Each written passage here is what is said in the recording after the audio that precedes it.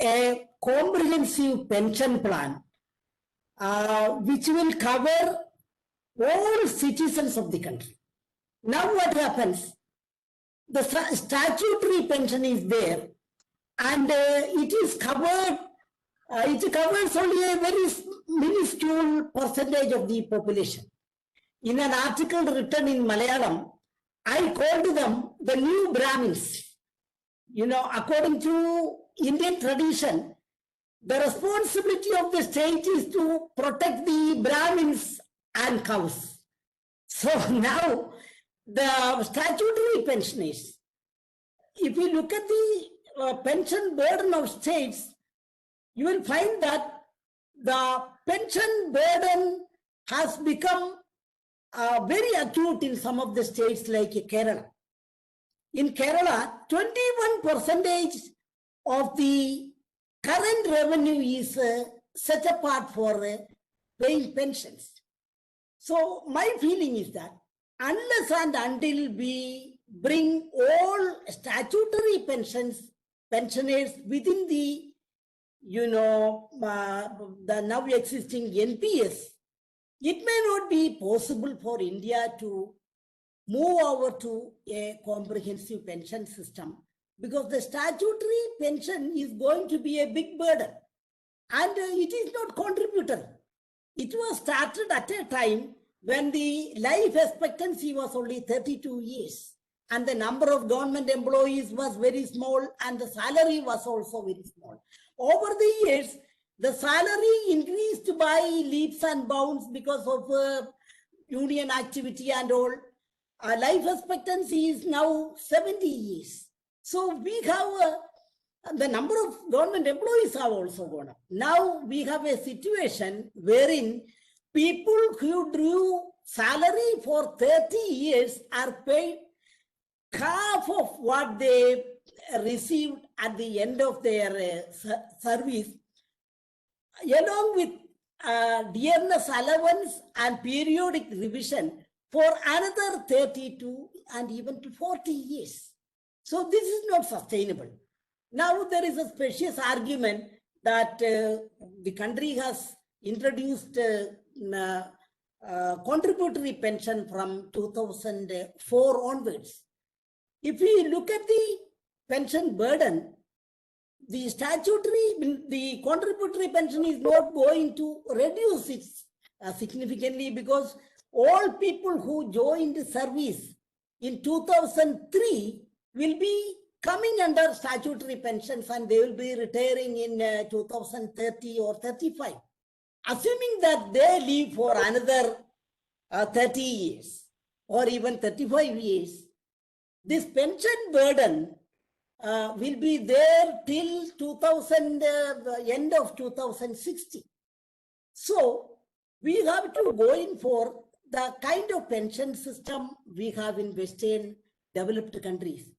There, every citizen is eligible for guaranteed minimum pension and it is contributory. There are statutes which make it mandatory for every citizen to join in a pension fund. So people start contributing towards pension fund when they start working. So it motivates people to take ownership of their destiny. It contributes towards national economic development. But this is not the case in India. NPS is there, but NPS is not mandatory. It is voluntary. So I think we have to have a comprehensive social security system wherein every citizen is encouraged to join a pension fund. And it is not impossible. Now we have the Aadhaar is linked to bank accounts, and with the IT infrastructure, it is possible for every employer and employee to contribute towards, contribute to the pension fund wherever he works or wherever he is employed. So this is possible only by completely overhauling the pension system. It is not possible to keep the statutory pensioners as such. My own sister is a statutory pensioner. She often calls me, I'm jealous of statutory pensioners. It is not that. There are many of my friends also alleged me. You are not a pensioner. Unfortunately, I am not a pensioner. I get only the EPF pension. It is a very measly sum. But that is not the issue. The country has to move on to a system wherein social security is ensured to all people.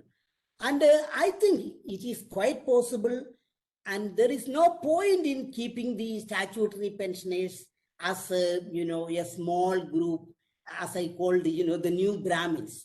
They also should be brought under the system, and all citizens should be eligible for minimum guaranteed pension. How minimum guaranteed pension is ensured in Western countries? It is by levying high taxes. The tax GDP ratios of most developed countries are around 35%, whereas it is only 17% in India. If we have a social security, a nationwide social security system, it will encourage people to work hard, take ownership of their destinies, save for the rainy days, and that way it will lead to greater economic development. Now the statutory pensioners, with their huge pension, are not able to do that. What proportion of their pension reaches the market? Apart from the pension, they are also having their own savings, and my sense is that less than 25% of the statutory pension reaches the market. So, on the other hand, if you have a comprehensive social security system having pension for all, immediately it will be reflected in the market.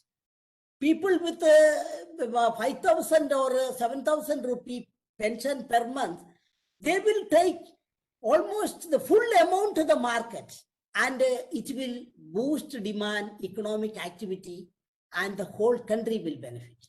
It is possible. We have the funds. Professor Biraj Patnaik made an estimate, and according to him, if we levy 2% wealth tax, we will be able to mobilize resources sufficient enough to pay 7,500 rupees pension. But we have to deepen people's understanding of these issues. That is the problem.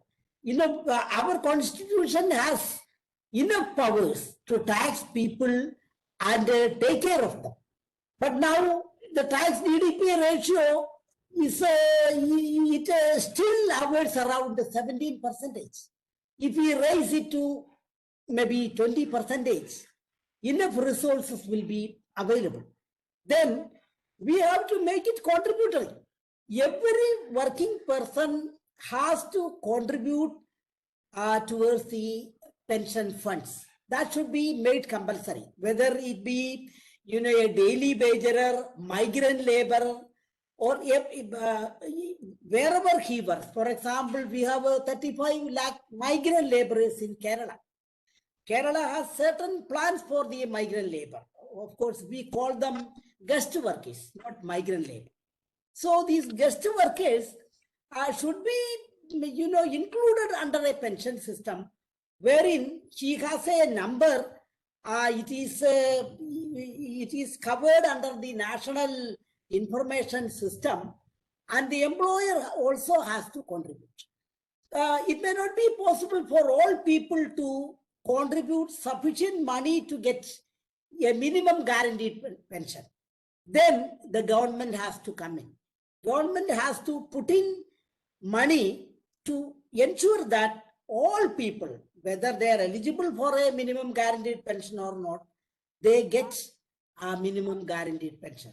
For this purpose, a national legislation should be enacted, making it compulsory for both employers and employees to be part of the pension system. Once, center introduces such a legislation, I am sure the states will follow suit.